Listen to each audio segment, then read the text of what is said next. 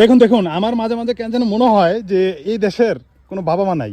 যদি বাবা মা থাকতো তাহলে দেখুন এখানে লেখা আছে ডানে বা বামে মোচর।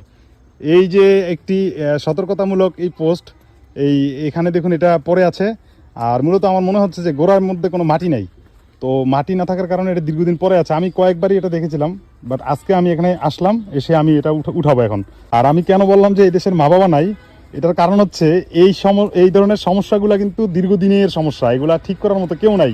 রোডস অ্যান্ড হাইওয়ে বা সরকারি যারা আছে তারা মনে হয় অন্ধ, তারা চোখে দেখে না। এখন এই টার্নিং পয়েন্টের মধ্যে কিন্তু এই লেখাটা না থাকলে অনেকে রাত্রেবেলা যখন গাড়ি চালায় তখন কিন্তু এই যে মোচর আছে, মোচর না থেকে সোজা গেলে কিন্তু দুর্ঘটনার শিকার হবে। আর বিশেষ করে এই ব্যাপারগুলো কিন্তু রোডস অ্যান্ড হাইওয়ের যারা আছে তারা করার কথা।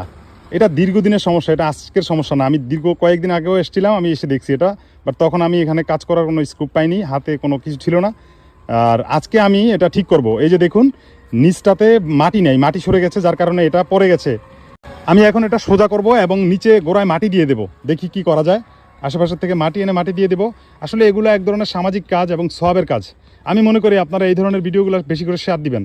শেয়ার দিলে আমাদের মতো অনেক লোক আছে যারা এই ধরনের সামাজিক কর্মকাণ্ড করে, তারাও মোটামুটি আগ্রহ পোষণ করে এই কাজগুলো করতে। আর আপনারা শেয়ার দিবেন, শেয়ার দিতে কিন্তু পয়সা লাগে না। যাই হোক, আপনারা ভিডিও শেয়ার দিবেন, কমেন্ট করে আপনার মন্তব্য জানাবেন।